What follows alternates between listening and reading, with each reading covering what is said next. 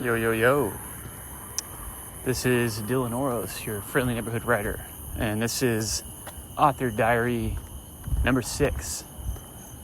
Creativity. Where does it come from? What is it? And why do we engage in it? Expansive topic. I don't want to ramble too long on this, but nice little brisk, humid night walk. Figure I get a little thoughts down, jot some psychic notes here. I will say I just left earlier this evening a talk, educational, inspirational, How-To Academy is the sponsored talk for this talk with Robert Rodriguez and Frank Miller. Frank Miller being the headliner. He's releasing a memoir. I bought the book as well, which had his signature in it. And it was a talk about his career. He wrote his memoir. Frank Miller is 69 years old now. If you're not familiar with who Frank Miller is, he is one of the greatest American comic book writers of all time. He helped deliver the best version and the continuing canon of Daredevil, Marvel's version of Batman, or a lot of people associate Batman and Daredevil because of Frank Miller, because Frank Miller also went on to go to the other side in DC, and he revitalized Batman with Dark Knight Returns. Dark Knight Returns, if you've ever read it, if you read Dark Knight Returns, you realize that every single movie is cribbing off of that, if you will. Every single post Dark Knight Returns movie, which that comic came out in 85, so basically every Batman movie. And yeah, he's a legend with Daredevil. He's a legend with Batman. And then he wrote his own comics like Sin City and also 300. So he's and he's friends with Robert Rodriguez because they co-directed Sin City together, the adaptation, the film. Robert Rodriguez is an independent filmmaker from Texas, and he's made a bunch of movies. He's friends with Tarantino, Death Proof, and Sin City are some of his biggest movies. But the talk was mostly about Frank Miller, but Robert Rodriguez got to share some stories because they directed a movie together. So it was a good talk, and something that struck me in listening to Frank Miller, which there's a lot of similarities actually between Alan Moore and Frank Miller. They're almost like American and British counterparts of one another, although Alan Moore is much more esoteric and he's an actual magician, whereas Frank Miller is more grounded. He almost feels like he's a hard-boiled detective himself, Frank Miller. I think that's the way he sees himself. And the cover of his book kind of reflects that. He mentioned how that's like a interpretive version of himself. It's on the cover of Push the Wall is the name of his memoir, his book, which came out this year. And he said it's an interpretation of himself. And it's a trench-coated, collar-up, PI, private detective, hard-boiled investigator type guy. So Frank Miller's noir, that's his thing. So the reason he was able to write Daredevil and Batman so well is because his comics and what he loves, and he talked about this a lot in his talk today, is the old 1930s and 1940s noir movies and also comics. There was some good pulp comics that he also drew inspiration from. So noir as a genre is dealing with investigators, detectives, criminals, femme fatales. A lot of the private detective type stories start with the kind of down in his luck, in between jobs, maybe he's drunk, detective sitting in his office, and then it's a hot day, he doesn't expect anyone to be in there, he's going to drink himself until the evening, but a beautiful woman walks in and she's got a case for him. Boom, that's how the story starts. Or a lot of noir stories start where someone wakes up and there's a dead body in his house and the cops are coming up the stairs. Like Frank Miller referenced that as like, that was his initial idea for Sin City. And he talks about this technique where and this is something I've heard from other artists and writers as well, he always likes to start his story as close as possible to that big turning point moment, which for him, he's doing that stuff on the first page. But the perfect example is like, don't start the scene that leads up to the big moment. Just have that big moment maybe be your opening scene. Have that start it off, like kickstart, launch it, push the wall, as he would say. So I opened with this preamble about Frank Miller because he talks about his process. He talks about creativity, answered questions from the audience, and a lot of the obvious questions you always hear artists get asked is like, where do you get your ideas? How do you come up with good ideas? How do you know when you have a good idea? And generally, what is your creative process? So Frank Miller had some things to say that were very like basic. He didn't go on and on. He went on and on when he was telling a story about his past, or like working with Neil Adams, who is his mentor, a great Batman artist and comic artist. He told all these stories about his parents and how they supported him. His dad was a really hard worker. His mom was an artist and supported the arts. He told stories about Neil Adams, but when he got asked questions about creativity, how do you get ideas? How do you know you have a good idea? How do you do this or that? He kind of gave these short answers about, just keep trying and seek feedback and always study the masters, or like study things, like try to recreate what you love. And he didn't have a lot of specific techniques about how to come up with ideas or brainstorm, because I get the sense, and this is like my point that I'm bringing to, I get the sense that a lot of these great artists like Alan Moore, the ones that come up with amazing original material. And in the case of Frank Miller, he's coming up with amazing original material for existing characters that had all this canon. And he was able to redefine Daredevil and Batman because he didn't really care about that canon insofar that he only cared about it insofar that it was useful to him. And then whenever there was things that he wanted to change, he was free to do it.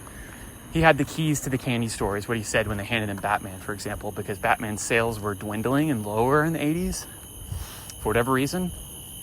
And they asked Alan Moore also got this in the 80s, but they asked Frank Miller, it's like, we want you to revitalize, do whatever you have, what ideas you have, give us what you got, right?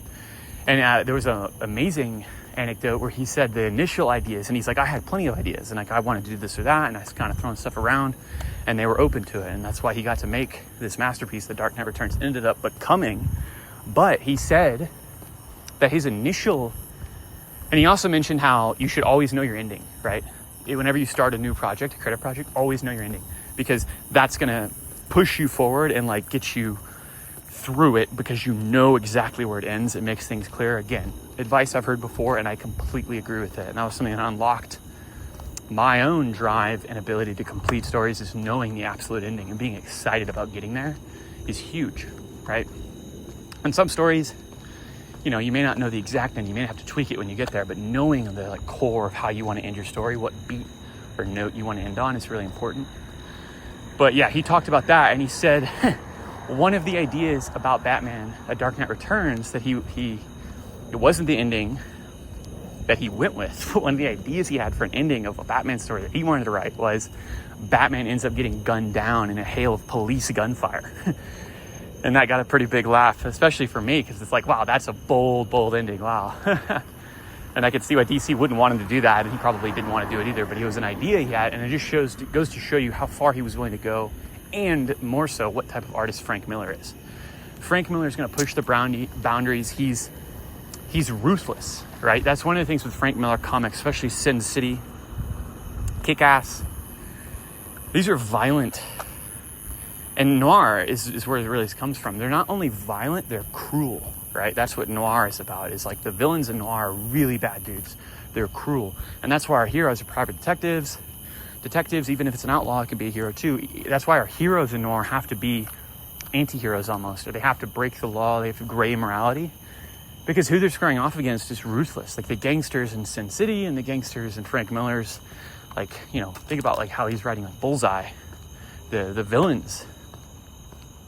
And the villains, the rebel cyberpunks in Dark Knight Returns are truly vicious. They're horrible. You actually are afraid for Batman because they're so brutal and ruthless.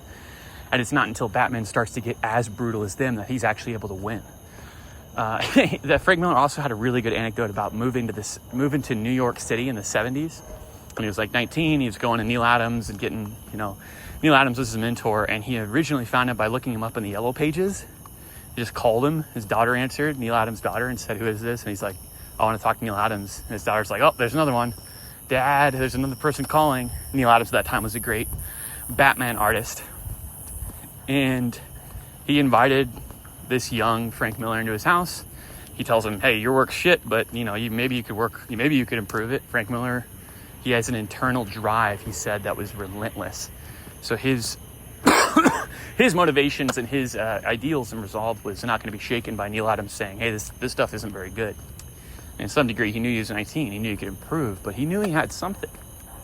And eventually he said, before his art started impressing Neil Adams, his storytelling impressed Neil Adams. And that's how Neil got him his first job in comics, where he said he was writing 3-page Twilight Zone comics, 3 pages. And he said he started out with 3-page comics, small shorts, and then eventually he got his first long-term serial gig doing Daredevil, and that was what took him off, because Frank Miller's Daredevil is the GOAT, right? Everybody loves, and that created this trend of great Daredevil comics.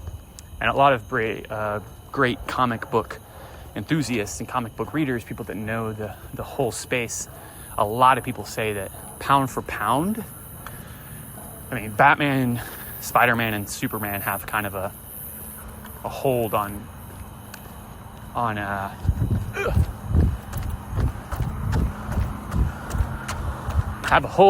had to run across the intersection there. There's a fire truck coming. I wasn't sure if I needed to get out of the way. Batman, Spider-Man, and Superman have the most comics, and they probably have the greatest comics to a lot of people, and they're the greatest comic book characters for good reason. But Daredevil, why he doesn't have as many comics, pound for pound, any random Daredevil comic you're going to pick up, there's a 90% chance it's going to be really good. And that's not necessarily true of Spider-Man, Superman, Batman. Not to say they're not all good. There's a lot of mediocre work out there just because the field's so big. Daredevil's more refined, focused.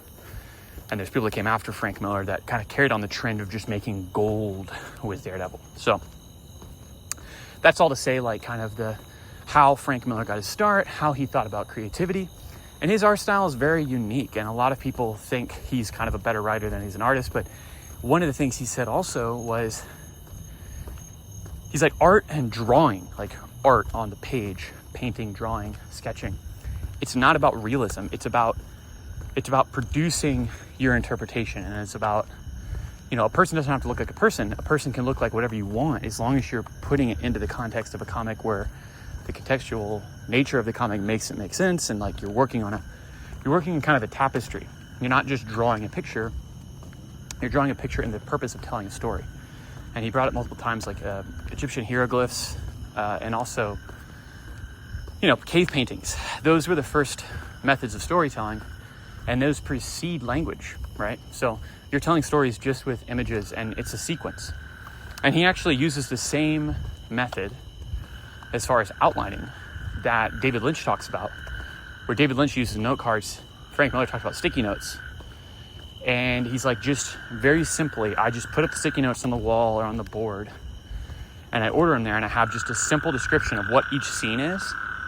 And then when it's on the board, you have 1, 2, 3, right? 4, 5, 6, however many scenes.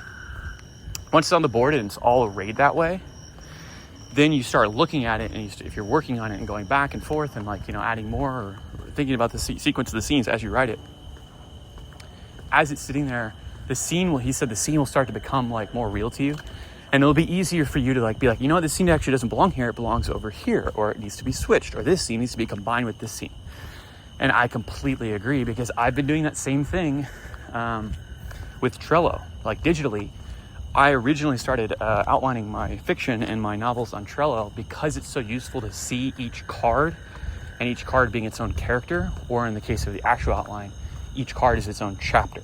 And then within the card, I'd use the comments to say scenes or notes or quotes or whatever.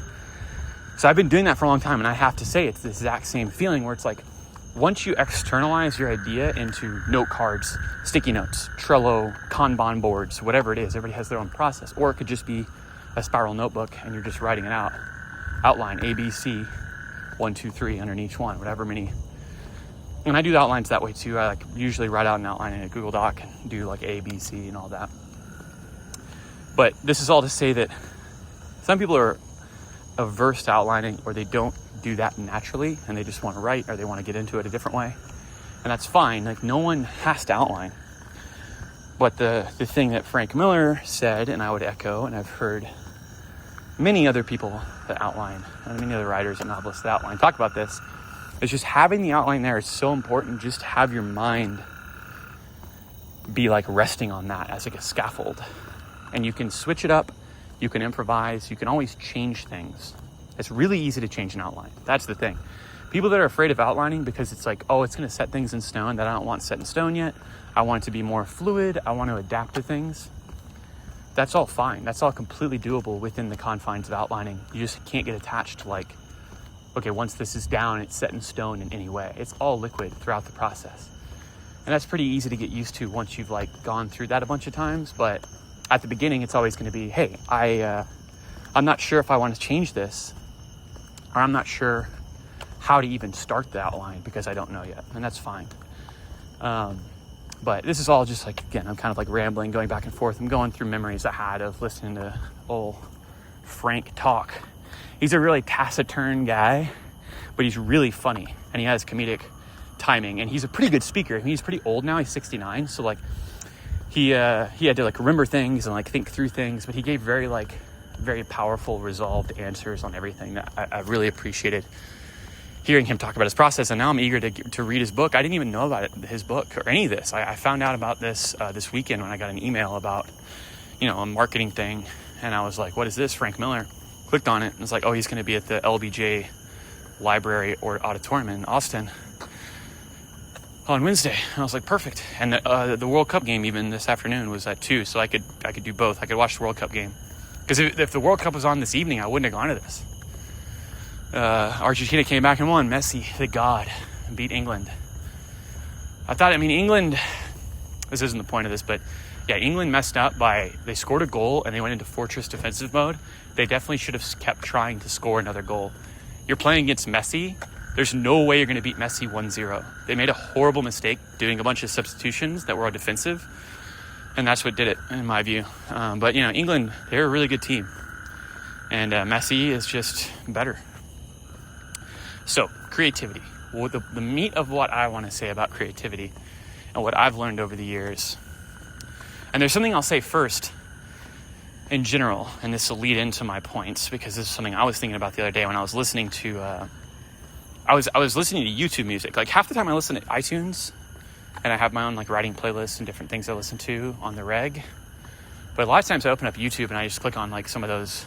I have a few music channels I really like, and I try to avoid all the AI stuff, all the AI music out there now. And that's the point I want to address is I'm not a musician, right? I used to sing in choir. I used to play clarinet long ago in middle school and stuff, but not a musician. I used to be able to read music pretty well, and I could do this and that, but it's not something I've studied or trained or spent a lot of time, spent zero time creating music, right? I've only ever played music, and I listen to music. I love music, but I'm not an expert, right? I don't know music in the same way that I know writing. I haven't completed a lot of works.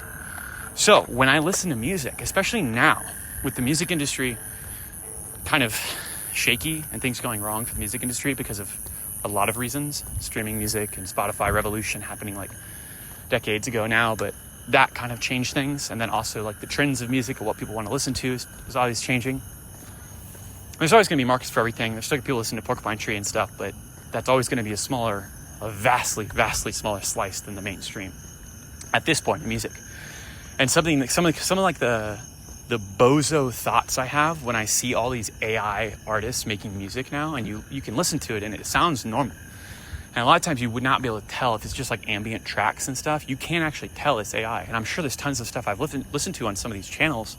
I think YouTube's doing this like branding thing now to where you have to brand your video AI if it has AI in it.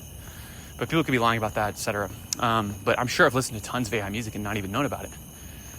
And you get to a point when you listen to music, and I say this is like bozo dumb take, because it's obviously not true, but it's a feeling you have as an inexperienced person in this field of this art, is you listen to enough music and you start to feel, when are they going to run out of music? Or when are they going to run out of notes? Or when are they going to run out of compositions? Or like, there's been so many riffs, there's been so many hooks, there's been so many lyrics, there's been so many notes played in sequences and whatnot, that it can get kind of to the point where it's like, when are they just going to run out of music? And that's a stupid thing to say, but it's a good understanding of, once you get into an art, you do realize it's a lot more variable and it's a lot more open, and there's there's way more uncovered ground than you think. And Alan Moore talked about this in his Maestro course that I listened to years ago, about the best comics are yet to be written. That's what an assertion he made. And it's getting at this larger point of, and once you start getting into art, you start writing stories, you start painting pictures, you start doing these things, you realize there's so much uncovered ground. And the vast majority of stories have gone untold. The vast majority of pictures, it's like the Library of Babel by Borges, where he imagines a library where every formulation of letters, numbers, stories, journals, whatever it is, has been created in this library. You can go read every book that you would maybe ever write. It's in that library already, right? It's like this metaphysical, fantastical zone. And if you actually think about what that library would look like, that library would be the size of the universe, if not bigger. It would be expanding, right? So this is what creativity is. Creativity is an infinite source that isn't limited by time, space, consciousness, your own intelligence. Someone that's smart can write something dumb. Someone that's dumb can actually write something smart. Because you're using your imagination, you can step beyond yourself. You can become anything in a story, right? So like imagination is closely associated with creativity. These two things I'm kind of speaking about as one here. And the more that I write and the more that I dig into things, the more I realize that I'm just tapping the very beginning of the well, or you're not even scratching, you are scratching the surface, but it's only the surface of what's really out there. And that's both within my mind and also within the field of the arts. And part of this, and this is my own process, and obviously and this is something I think is 100% universal. There's people that argue about this online, but I think it's kind of foolish to argue about this. If you listen to anyone, talk to Scorsese, talk to Tarantino, talk to Stephen King, talk to Clive Barker, talk to any of your favorite artists, your writers, anyone, they're going to say you have to study the masters. You have to study the canon. You have to know exactly what you like and then dig into that and watch everything. And obviously that's overwhelming, and I think a lot of young artists maybe get overwhelmed trying to find, if you're drawing and painting, maybe trying to find references or living up to references. If you're a filmmaker, you watch a Scorsese movie. If you're a Stephen King, or if you're a writer, you go read Stephen King, and maybe that can demoralize you, right? Because it's so daunting. But there has to be something in you as an artist that gets excited and gains energy when they see that. And Frank Miller is no different. He talked about how, he's a movie guy where he got started visually. He talked about America being a predominantly visual culture, and that's why comics can succeed very well, just like cinema does. But he was a big 1930s noir movie guy. So he used that as a grounding to help him come up with ideas for his comics. And then Sin City, years later, was his culmination of, he got the ability to do Sin City, his ultimate dream project, because he had done Daredevil and Batman, and he'd cultivated obviously fans and money and popularity, but he'd also cultivated an aesthetic, and he'd gotten to a point where he understood his own talents and what he wanted to do. And for me, my process with this respect is closely related. It's just, I'm an omnivore when it comes to art. I love Michelangelo and Raphael as much as I love Scorsese and Christopher Nolan and Michael Mann and Spielberg, as much as I love Stephen King and Dan Simmons and Clive Barker and Camus and Kierkegaard and Kafka, Togashi, Kubo, all my favorites, artists. They were all basically the ones that mentored me, the ones that showed me what I wanted to do and what I love about stories, and eventually these are stories I could tell. So something that helped me as a creator, kind of going on this whole point of creativity being this infinite source. It's just something that you have to get to a point where the canon, and your canon can be your own. Not everyone has to go read Dante's Inferno or whatever, but you probably should if you're a writer, but you don't have to. Your canon can be whatever it is, but it shouldn't just be like Harry Potter. It should be Harry Potter plus other things. But I got to a point where like, okay, I'd seen enough stories to where I both started to amplify and multiply stories in my head about ideas, concepts that I would want to explore, which are always kind of there. But the more stuff you watch and the more you like latch onto things, like Hunter x Hunter is a perfect example. I talk about this a lot in a lot of my like discussions about what inspires me, and Journeyers is a direct manifestation of this. But I got a lot of direction and energy and inspiration from Hunter x Hunter, the manga by Togashi, which he's releasing new chapters right now. He's just released 2 in the last few weeks, and he's just a master. And he's unstoppable when it comes to characterization, world building, storytelling, sophistication. It's intellectual, it's funny, there's friendship, there's really powerful emotional heart messages, in addition to the kind of visceral body horror and like really resolved, powerful storytelling where he makes bold decisions. And you could compare Frank Miller and Togashi in the sense that they're unlike their counterparts. Like the idea of Batman being gunned down in a hail of bullet fire by the cops as the end of a Batman story, that's the kind of thing that Togashi would do, right? That's like Netero versus Meruem. Like, it's just, he subverts things. He's willing to go the extra mile. He's going to change things. He's never going to do the thing you think. He's unpredictable. He's original. All those things I deeply admire. And for as long as I can remember, just not even as like an artist, but really as a person, I've always been obsessed and kind of like unconsciously so locked into this state, which cannot be a good thing too. It could be good or bad. It's a double-edged sword. But I've always been locked into this state of, I always want to say something original. I want to say something, and it's just like, I'm not just saying like, well, when I pick up my pen and write a story, I'm saying like in conversation and how I relate to people and how I try to bring value to the table. It comes with originality. And a lot of that's about trying to be funny. I'm always trying to like, make somebody smile or make a joke, or like I always get these ideas and I just say them. And that's just kind of how I operate, and that's how I relate to people. But I'm always interested in the new angle.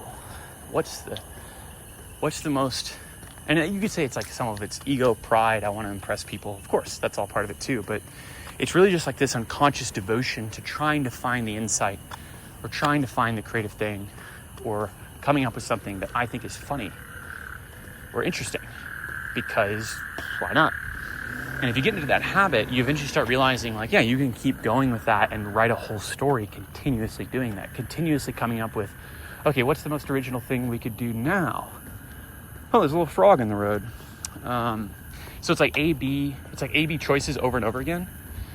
And the more creative, quote unquote creative you are, the more material you have in the tank, meaning you've read a lot of stories, you've seen a lot of movies. When you get to those A-B points, they're actually A, B, C, D, E, right? F goes all G, whatever. Like, you get more letters, right? The more options you have as you go through the story, the more homework, quote unquote, you've done, or the more ideas you have going into something when you're writing it, the more options you have as you navigate it. And that could be deviating from your outline, or it could be as you're making the outline, you're coming up with this, right? So that's something I would say is like, you need to read a lot. You need to watch a lot of movies. If you're a writer, I would say you should be reading novels, obviously, but you should also be reading short fiction. You should be reading nonfiction. You should be reading books about science. You should be reading books about art, culture, history. And you should be, watching movies, watching documentaries. That's just as important in many ways. Even if you're not planning to write screenplays or anything, watching movies is a faster, more efficient way to get stories into you as well. It's just another reason why it's like the ultimate art form of like the 20th, and you could argue 21st centuries. Cinema and the different forms of it are enrapturing and efficient, meaning you're only going to be there for 2 hours, versus a book is a more dire commitment. Part of the reason why books literacy is falling is because a book is like 10 hours, a book is 5 hours, a book isn't 2 hours. So I would say you should do all of it, do as much as you can. Another thing I'll say about creativity is just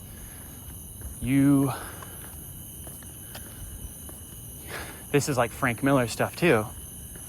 And this is my own process and something I've come to and I guess it's like associated with like ADHD or like things like that, because I definitely have that, my story, it's almost like the outline is so important, and the idea for the story has to be so strong it shakes me out of my apathy and my ADHD state, where I'm like, oh, there's too many things going on, I'm overstimulated, or it shakes me out of just being like bored. Because that's like kind of my like extreme, I'm like an extreme person where I'm kind of like all or nothing. I'm either like an ADHD manic, let's do this, go crazy, and I'm like in it, and in the form of writing, that comes as I'm just flowing. I know how to write the pages. I know how to do it. I'm excited to write the next page. I'm excited to come and see what comes next. I'm in that state. Or I'm like really bored, and boredom, depression, kind of like not feeling it, restlessness. I have that too, when I go to that. And that's where I kind of lose faith, or like I don't want to work, I procrastinate, or I kind of like I'm not, this next scene, I don't really know what I'm going to do. I don't really know what I should write. I don't know what the right move is. I don't know. And it's not really, it is writer's block, I guess, or like the blank page syndrome, where you're like, you just don't know. But it's more so like, if I'm not excited to tell my story every step of the way, or most steps of the way, the big steps along the way, then I'm not going to write it. And I know that about myself. And that's why I have to do things a certain way, not just with like the nature of how and when I write, but the nature of what kinds of stories I'm selecting to write. I only write things that I know are going to excite me and animate me and enliven me to make me want to stand up and get tall and find the stars, right? I can't do that unless it's an idea, a character, a story that is like exciting me and animating me, getting me to do that. So what does that mean? It means you need to come up with ideas that push you to that wall. To put it in Frank Miller's terms, it's such a good, I haven't even started reading the book, and I already understand what he's saying with that title. Where it's like, you know what your wall is. And every story's different, right? Like at the beginning with Journeyers, I was just like wide open imagination. I'm doing a fantasy story where like, I can kind of do anything. There's talking animals, there's a big world, big forest where I can have anything come around any corner. So it was very freeing, because I could just be like, okay, now the rats attack them, or the mice clan attacks them. Okay, now the bunnies are there. What do the bunnies know? What have they encountered? Okay, the otters. What kind of things are going on? Oh, they sail ships. Oh, I can have a pirate adventure. I can have a crew. We can be pulling ropes, setting sail. I just went crazy, and I had a list of, every place I wanted to go, all the different animals I wanted to show up that live in the forest. And it was just going from zone to zone and creating characters, creating scenarios like D&D, like a DM almost, where this is the scenario. And then having the sandbox of the characters come in and interact in that scenario, and just letting the improvisations or whatever comes up, the expansions of the actual writing, and getting like into the thick of the story, then you just expand it. Then with something like Swarm, Cyber Serial, these were more niche, specific ideas and specific like themes, characters, things I wanted to do in those stories, where I was much more bounded. And that's why Journeyers is so much longer than the other books I've written, because Journeyers, I don't care. I'm going to like unfurl the carpet as far as it goes, and then we'll just draw on it.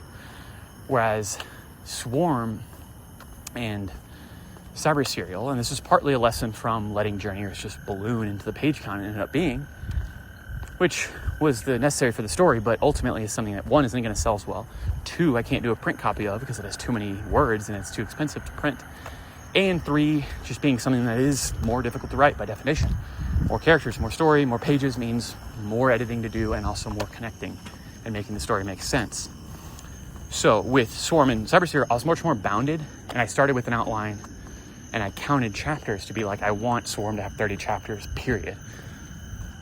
Cyber Serial is like 24 chapters because I matched it up to Frankenstein. But the point I'm getting at with all this is, you know what excites you, and you know what you're capable of to some degree. And this is Bowie advice. Knowing that's really important, because you know that's your wall in Frank Miller terms. In Bowie terms, it's going out to the shallow, from the shallow into the deeper end. As soon as you get to that point, your feet can't touch anymore. That's where something really interesting could happen. So it's like being at the top of the wall and being ready to jump over into the next zone. But not like, knowing your wall and knowing how deep the water goes is important, because you get to that limit and then you can start pushing, or you can think from there and brainstorm. So knowing what your bounds are it's the double-edged sword of creativity, because it can also be overwhelming. And there's a reason it took me so long to really like finish a novel, because I tried before with several other projects, such as Mythos, such as Thresholds of Transformation, and such as Shadowplay, which is kind of like my Sin City, which I need to read Sin City, the comic now. I've only seen the movie, and I need to rewatch the movie too. But before, when I tried to write some of these other projects when I was younger, I got overwhelmed by the boundlessness of it. And it's not just not having an outline, it's just, there's too much. Where do I draw the line? Like, how many characters? Well, there's 20 characters. What about that 21st guy? I like that guy. I don't want to cut him out. I want him in here. And it's kind of like world builder's disease, where I built too much of the world. So then when I like stepped back and looked at it and started to like think about how to write it, I was like, this is impossible. I don't know what to do. I don't know where to begin. That was at the point also in the back of my head. I'm like, I'm not even good at this. I don't even know how to write a story. I don't know what I'm doing, right? It was all like me clawing and trying to figure it out and like trying. And it was really hard on me. And I like abandoned those projects because I was at a full-time job at the time, but also because I lacked confidence. I didn't know what I was doing. So something I would say, the part A of this advice is do what really excites you, because that's going to motivate you to finish the story. At least for me, it's the ADD, it's the boredom. It's like, if I don't have something that's like I can really latch onto and be like, I want to get there. And a lot of that's knowing the ending, knowing big moments you want to get to, which is like outline, and knowing where those big moments are. So knowing that and knowing you're getting to those helps excite you. And then you have to improvise kind of the connective tissue of the areas that don't excite you, because, you know, not every page of a novel is going to be like a rock star Showtime event. All the boring stuff, quote unquote, the stuff that's not as exciting as your big moments, you then will have a little bit more leeway and the ability to connect those, just by nature of your want to build towards that next big moment. And a lot of times, and this is like the wonder of writing, and kind of one of the greatest joys for me in completing these different novels, is like the moments where you're in between two good things. And you're like, all right, well, I got to get him through this thing so I can get him to that next big moment, or get him in that dungeon, or get him against that boss, or get that big conversation I've planned between Gabriel and Uriel. I love that, but I got to get through this. I got to get through this thing before, this chapter before, these words before the big moment in the chapter. And you'll find, and this is one of the great joys, you'll find as you're writing those connective tissue descriptions, sections, you will come up with stuff that ends up being as good, if not better, than the big stuff.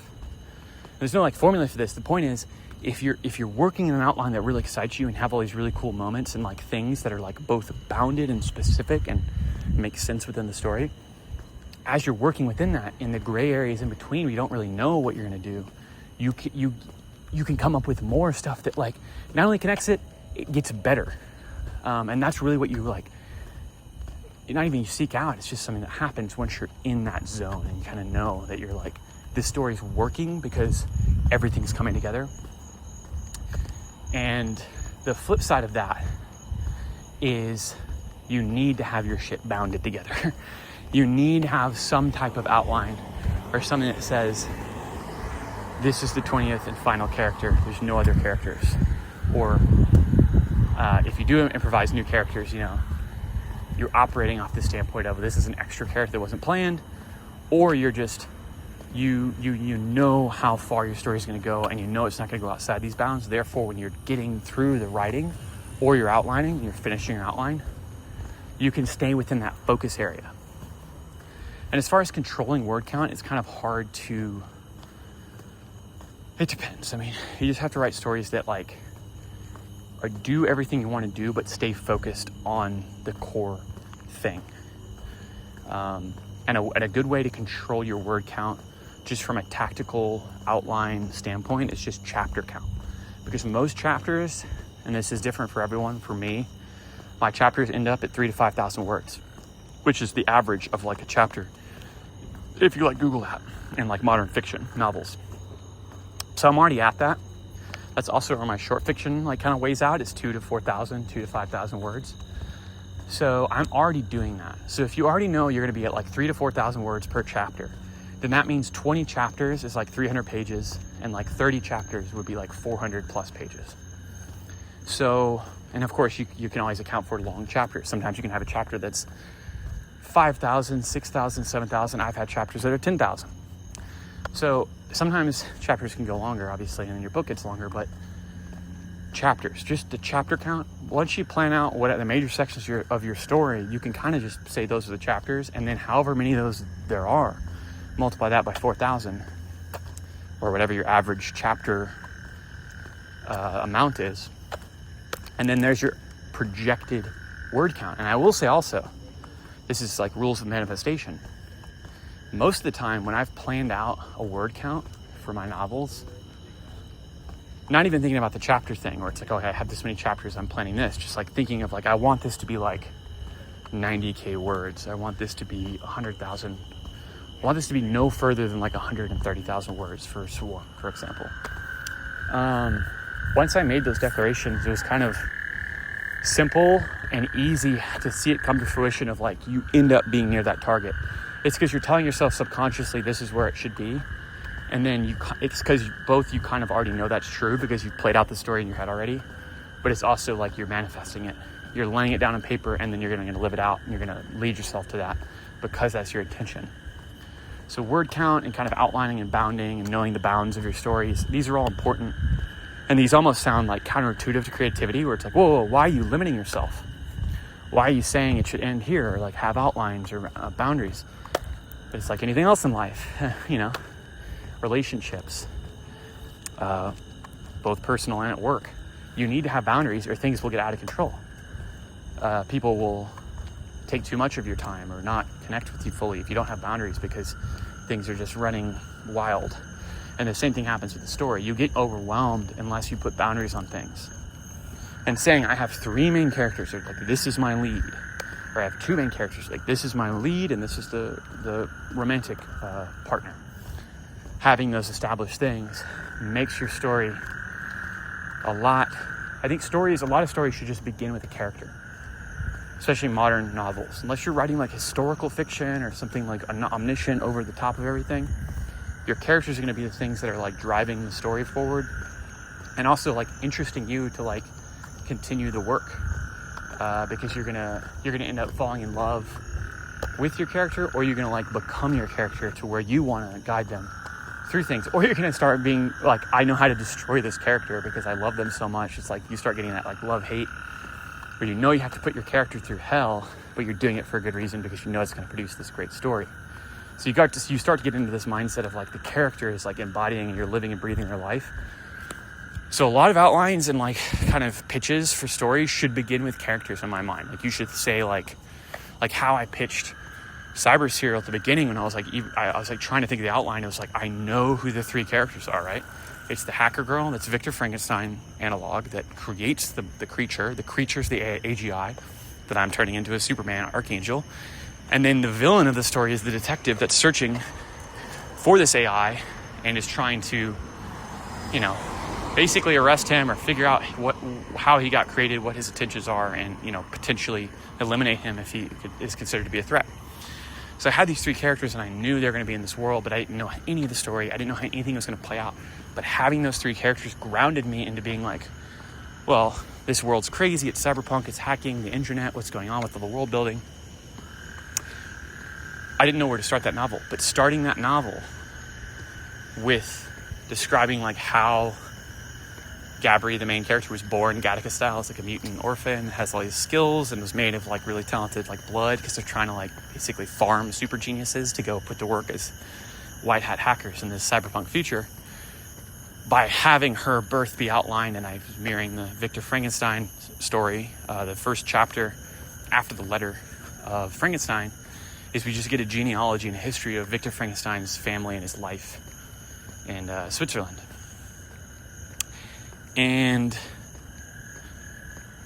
that grounds it, right? So he becomes the vessel through which you're seeing the story, in the same way Gabri does in the first chapter of Cyber Serial. Is like, it's a very chaotic story, a very expansive world build, but Gabri's eyes allow me to navigate from like a starting point that is relatable, and it's like going from the ground up. It's like a seed growing into a tree and seeing the world around it, rather than trying to like be the sky or be the ground, you're the tree, right? You're seeing the growth from a singular point. And that's what characters do. So characters can really simplify your thinking in a very positive way to like know where to start your story or where to start a scene or how to have this thing. Okay, well, this crazy thing happened in my story. How is the story going to react? Well, do it through the mouth of the characters. See, how's this character reacting? That's actually what we want to see. We want to connect with this character reacting to this event that's monumental. Well, this event's monumental, and we can see the objective reasons why. It's like, oh, well, yeah, it's crazy. It's going to change the story, this and that. But it doesn't feel like anything. It doesn't hit this really with the real weight of it until we see it through the eyes of a character. The protagonist, another character, whoever. And in experienced writers, and Stephen King is a master of this. I tried to do it a little bit with Swarm. Sometimes you can have those big moments be seen through the eyes of a one-time, one-scene character that we don't know. But we go into their head to see this because they're there. They're like next to the thing happening when maybe our main character isn't. And it could be a death scene. It could be something that don't survive. And that's what makes it pretty rich, is you get to like be inside the mind of this other character that's a one-off, not main character. Literally the opposite. It's a one scene. We don't know this character. We get to spend one moment with them. And that could be really powerful. So thinking about things from terms of like character perspective is another really good way to ignite your creativity. And I have this, you can check out my blog, across all my blogs, I have it 7 tips for creative writing, or my top 7 creative writing tips. I read it 2 years ago. It's just like a really short article. It's like 1,000 words. And it's just 7 short, like little spiels on ideas. And one of them, and what I'm saying right now is part of it, know where the camera is, or think of where the camera will be. And this is Scorsese talks about this as like a director. Spielberg's the same thing, where it's like Spielberg is probably the greatest camera god, even more so than Scorsese or anyone else. Spielberg just has done things with the camera no one's ever seen before. Or he's just done it perfectly. You know, he's taken ideas and a lot of Hitchcock stuff and, you know, put it into modern filmmaking, action, blockbuster filmmaking. But yeah, like, know where the camera will be. And that's part of the character thing I'm saying, or it's the same thing where it's like, okay, well, how do you start this description? How do you know where to start the scene? Where are the characters? What are they doing? That's the camera. Show us what things look like in that place in the order you want us to look at them and experience them and have it make sense to us. And that's the camera looking across. That's the camera panning. That's the camera being inside a place that it can't be. And we're seeing into that person's mind, or we're seeing into this bathroom where this person's alone, etc. The camera, show us where the camera will be, is a good way to think about things as a novelist too, is my point. Because it gives you an insight into perspective, and it makes you think of what would be the most interesting or the most effective perspective to get this across. And something else Frank Miller talked about as an artist, drawing. And he's talking about interpretation. It's like it doesn't have to look realistic. And if you look at Frank Miller's drawings, he makes characters look like, you know, they look like comic book characters. They don't look like human beings. Like a Sin City character doesn't look like a human being in the real sense, but they are a human being. We get that what they are. The style works. It's a tone. You do the same thing in novels or whatever with tone. You start reading Hitchhiker's Guide to the Galaxy, and you switch between reading that to Red Dragon by Thomas Harris, serial killer book. It's like, these are vastly different tones, right? And with tone, you can do all sorts of stuff, because once you're in the galaxy, the Hitchhiker's Guide to the Galaxy tone, then you can start getting a little bit crazy with what you're willing to say and do, and have your characters, what kind of lore is in this world, and how your characters speak, and how they're willing to face great peril. And that's part of comedy too. Like Hitchhikers is a comedy. But my point is, knowing like what kind of story you're telling, knowing where you want your camera to be, knowing what effect you want to give to the reader, all very important as a writer. And something that Frank Miller talked about, and then I've also seen it on Twitter where I follow a lot of artists, digital artists, because I'm always looking for commissions to draw characters for some of my covers too, but I just love artists and I retweet their work all the time. Something advice has been going around recently is, don't focus on drawing the structure or drawing like the scene, or don't think about drawing the thing itself, think about drawing the effect. It's like, ooh, what does that mean? And it's like, a good example of this is if you look at landscape paintings, and there's mountains, there's trees, there's up close trees, you can see like the trunk and the individual leaves, and then there's trees in the distance that are covering the mountain.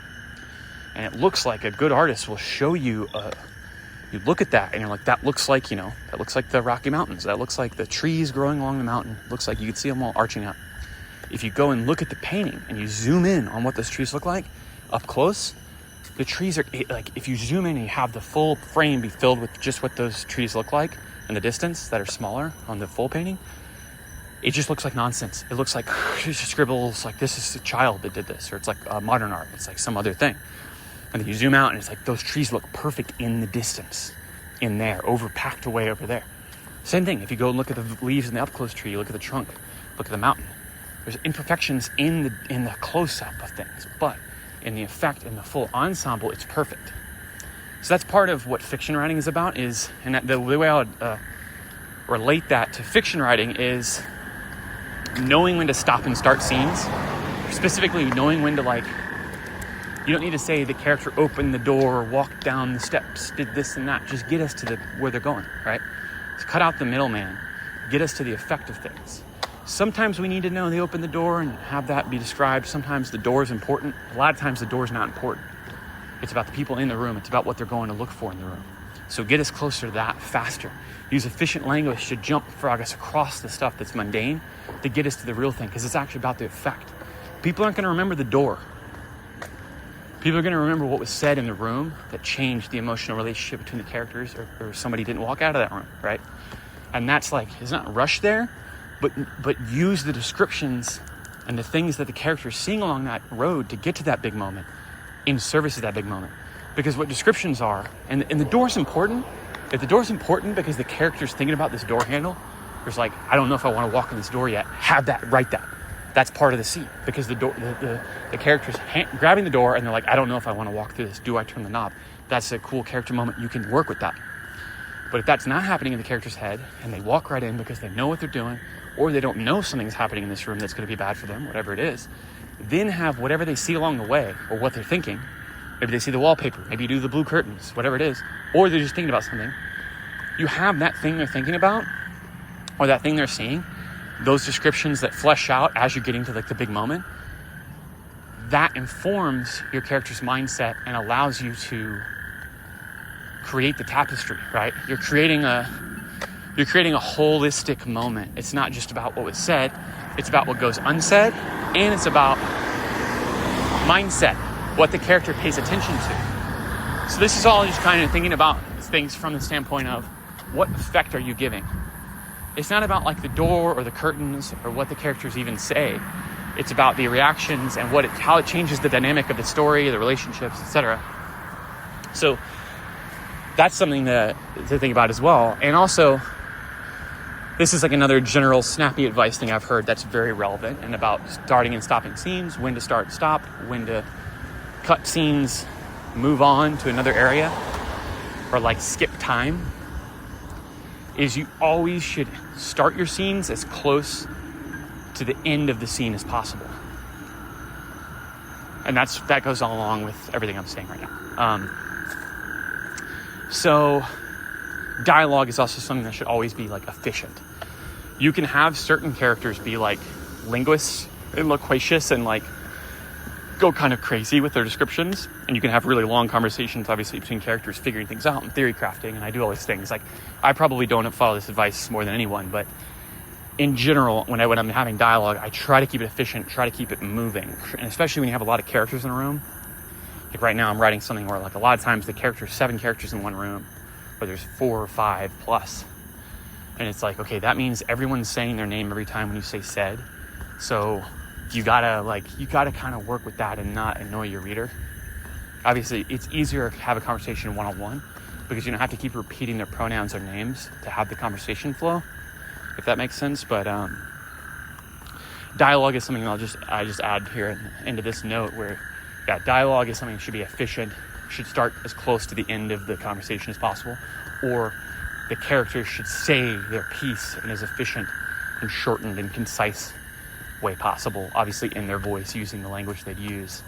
But dialogue is something that you should think about in terms of always trimming it to the bone, getting it close to the bone. But in general, my thoughts on creativity, I could go on and on. I've been talking for about an hour now. in general, creativity is something that is as much based on work as it is talent. It's like, I don't think the most talented people are the ones that make the best stuff necessarily. I think the people that make the best stuff, the ones that studied and read and have an angle about what they like, and they have a specific taste that they're cultivating, and they're always going after something specific. So you got to respect that. And my advice on creativity is just find what you love, find an author you like, find a filmmaker you like, and watch all their stuff, read all their books, read Stephen King on writing, read the classics, as far as other, Orson Scott Card has a great book on writing. Read some of these and actually follow the advice. That's obvious stuff. But then in general, just fill up your mind with material and what you're interested in and what you like. And then from there, just go ham. Start experimenting. Start coming up with your own stories. Everyone has a Twilight Zone episode they could write. Cultivate it. Go ham. Go all the way on it. And then just keep writing until you actually arrive at something that is actually good. And it's hard to tell that, but the more reps you've done, or the more homework you've done, you'll know when something is working, and you'll know hey, this is exactly what I wanted to create. This is exactly the vision I wanted. And maybe someone else looks at it and this isn't that good, but it's that was your vision. So it's that's an achievement versus having someone else say, this is great, when you've achieved what your vision was. And you took, time and effort, and you put a lot of energy into cultivating that vision. When you achieve it, no matter what the objective, reaction is, if somebody says it's good, bad, or ugly, as long as you achieve that vision, that's an accomplishment. And the more times you can do that, and the more you can, keep, whether you're doing one thing, it's I write fantasy books with a swordsman. It's you keep doing that, or you're writing all sorts of different stuff, which is more my lane. I'm always looking for a new angle and something that, I like that idea. That's a vision that I can fill out. And sometimes the ideas are instant, and I'm I know this is going to be good, and I'm really excited for it, Cyber Serial. I knew that one was going to work off the bat. But there's also examples where I come up with an inkling of idea. This is Bonnie Moss, the Romantasy. I come up with a small inkling of idea, and then as I'm working on other stuff, or I'm not even thinking about it anymore, it starts to build, and I come up with more ideas because it's working in the background. And then eventually it reaches a quota almost, where Bonnie Moss wasn't a load-bearing, weight-bearing. It couldn't bear its own weight until idea number 7 or whatever, right? I had to get to a point where, okay, that's cool. I like that character idea. Yeah. I don't really know what's going on yet. And I was sitting there, and it's tack on a little bit more. And then once you get to one idea, shape-shifting labyrinth. The Holy Grail is hidden inside of it. One of the guys wants to go find the Holy Grail. He's not even there to become a magister. He's also an assassin that's hiding things from everybody. And it's oh, wow, okay. Now this is a story. Now I know, because I know, maybe not exactly what I want to do, but now I know this is something I want to create. I know what to do with this. There is a vision there, and I know I can crystallize it. And you just have to get enough raw material almost with the different ideas. And then once you've gotten enough raw material to where you have a scaffold, you have a blueprint, you can stow it away and come back to it whenever you start it. Sometimes you want to start it immediately, but you can stow it away once you have that blueprint, which for me is a couple Google Docs and a Trello board. Once I have that, I can stow it away. And then I know, once I turn to that again, and I focus the beam of my consciousness and awareness on it, it's going to start cultivating. It's almost this is the green eyes of the artist. This is Netzach and the Tree of Life. Once you're an artist and you know what you like, you know a little bit about language, you know a little bit about storytelling, you know the hero's journey, etc. This is a whole different topic. But once you have reached that point, everybody kind of has that moment where you get it, and you think you at least think you know how to write a story, and you can complete it. You can complete an outline, and then you can start writing it. Maybe you have to revise it for years, but you can write it, right?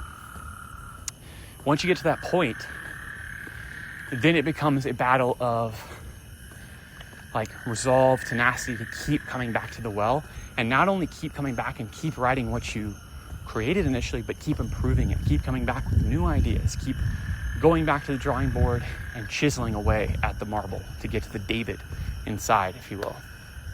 And that's really a practice of pure will and resilience and hard work. That's why I say talent, it probably isn't nearly as formative for the great artists of our world as hard work. Talent plus hard work is what creates greatness. Nobody can say Michelangelo and Mozart didn't have talent, but you would be astounded to know how hard they worked. Same thing with Kobe, Michael, Frank Miller. You know any comics he's written that we've never seen? These guys are fiends, and the reason they become legends is not talent, it's hard work. Because talent gets you in the door, but hard work is the thing that like produces the masterpieces. And maybe you can produce one masterpiece off your talent alone, but if you're going to create multiple, it's going to be hard work. And, you know, ideation is a huge part of that. Everybody has a different process for creativity. Everybody's creative process is different. But I think reading a lot, A, reading a lot, B, experimenting on your own. You know, if you don't have a mentor, then just, you know, go watch every Michael Mann movie if you're a Michael Mann fan. Go read every Alan Moore comic. Go read every Frank Miller comic. Guess what? That's your mentor. You know, it's hard. I've never really had a mentor, and this is something that I know, you know, limits me to some degree. I wish I had an editor that I knew and I could trust and wanted to read all my stuff and edit it and help me make it better. Obviously, I desire that, but that's very difficult to do, especially as a novelist. You can hire an editor and pay them thousands of dollars, but that's not the same type of relationship as like, yeah, having like a mentor or a sensei. So, yes, that would be ideal. Obviously, if I could talk to Alan Moore every day, if I could talk to Neil Adams every day, if I could talk to Frank Miller every day, boy, would I. But you can talk to them by, you know, going to talks like this, for example, or taking Alan Moore's online class. If they're willing to have books where they write about their writing process or practices online, classes online, you should go do them. You should listen to them. And that could be the way you gain your mentor. So read a lot, study with mentors, experiment yourself, and then find your taste. Like find what you love and then focus all in on that. And if it's like a niche story where it's like, oh, I want to write romances about dragons. It's like, well, you know, people love that. A lot of people love that, you know, like I don't even think that's niche. Maybe that's a bad example, but like whatever it is, like people are going to, there's somebody out there that's going to like love your story. So it's really about just finding your taste and like what you love. And that is not just about like, you know, writing things you're passionate about. It's like that love will drive you to keep going and will help make the hard work easier to resolve. You'll want to do it. You'll want to work hard. And it's like the Kobe quote I always had up in the audit room, and now I have it in my office. That moment when you're tired, you feel sick, you don't want to do it for another second longer, and then you choose to keep working. That's the dream, right?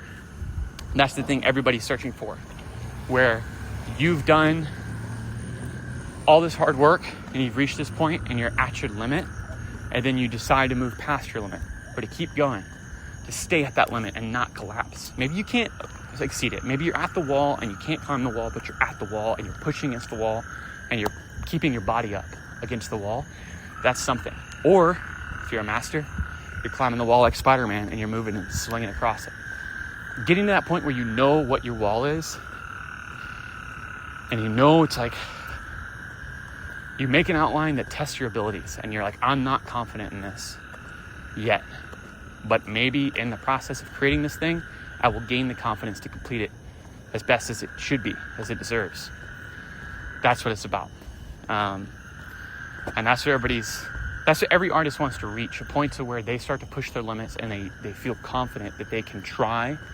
Maybe they're not perfectly confident, maybe there's still fear, but they feel confident they can try and they can reach a new plateau to then work to get a new plateau from there. This is what happens in all the arts and all of sports. Frank Miller, the AI didn't come up at all, other than through a fan question at the end when they're doing Q&A. Somebody brought up, it's like, hey, how do you maintain confidence and hope in a world that's, you know, AI is replacing artists, AI is replacing humans here and there. All Frank Miller said was, don't be afraid. The human mind and the human hands have yet to be surpassed by anything, and they'll never be surpassed. Those were his words. And he's just like, period. Next question. And I was like, couldn't have said it better any myself. Where people don't realize that their mind and their hands are magic. And that's what being a human being's about. That's not even what being a creator or an artist is about.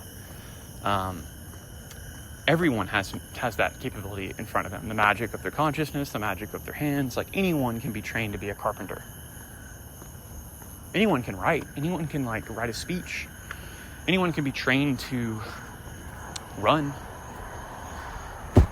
to view things from a certain perspective, to educate, to learn. These are the powers of consciousness in the human frame and the human body, and even humans that have been paralyzed and can't run by the will of their spirit, by medical technology. Some of them do walk again, some of them do run again. So human body is capable of things that we can't even fathom. And that's why the AI conversation is so insulting when you really think about it.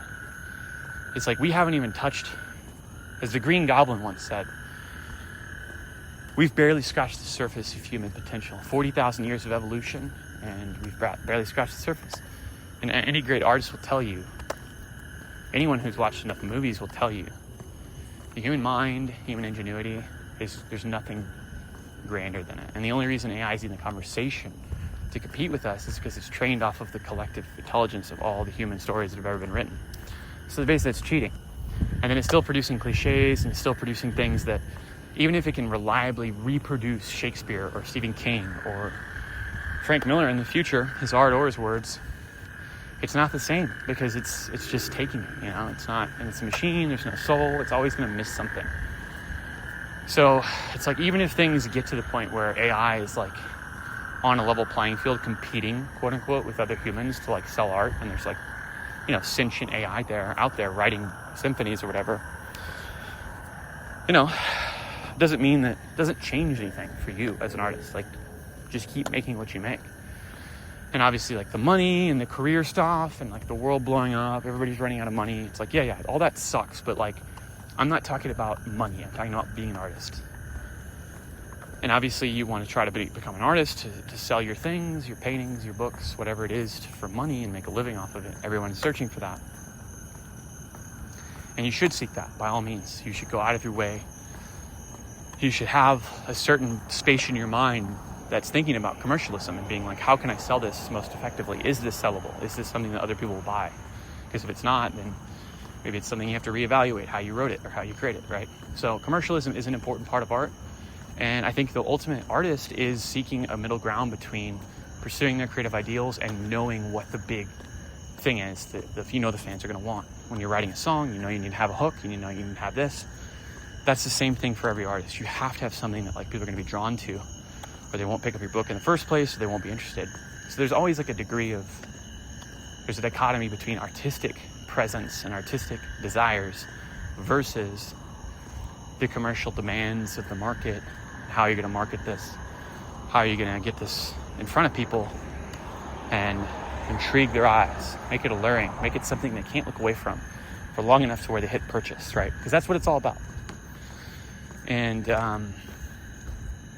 something else Frank Miller said that's true is every artist, whether they're a comic book writer, a writer of novels, or a filmmaker, or anything else, they are working in illusions. They're trying to create something that is artificial, but that is reproducing something that we feel is real and that we can connect to. Something we know is unbelievable, something we know is impossible. We're smash cutting between things and times and spaces. It's all impossible, but if it's done well enough, it can always connect with people, and you're reproducing reality. And that's the wonder of magic and imagination and power, and the power of storytelling is you can produce something artificial that feels more real than real life. Or it can produce something that's artificial that is as real as real life, and it makes you realize something about real life, or it makes you go and do something in real life. Inspiration, relationship building, making your own story. These are the things that creation is, potential of creation. It's possible to make a new world and then have it merge with our world and make a synthesis of the worlds to where we're always influencing the world. Everybody has their own field of influence, circle of influence. Everybody's bouncing and leeching off of each other. So it's interesting to think about being a part of that. You're putting yourself into the tapestry. And that's what being a creator is really all about. So that's kind of where I'll end it. a little over an hour here. Those are my thoughts, scattered, kind of very influenced by this Frank Miller talk I just saw. It was awesome. It was wonderful.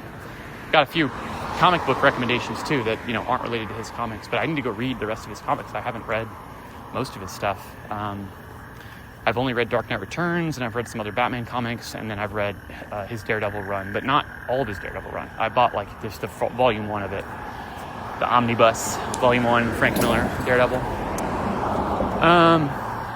So yeah, I'm excited to dig into more Frank Miller stuff, and I'm excited to read this memoir of his and probably write a review on it of some kind and check that out in the future. But yeah, this has been Dylan Orris talking about creativity, author diary number 6. And yeah, thanks for listening. Stay frosty out there, keep creating, never stop creating.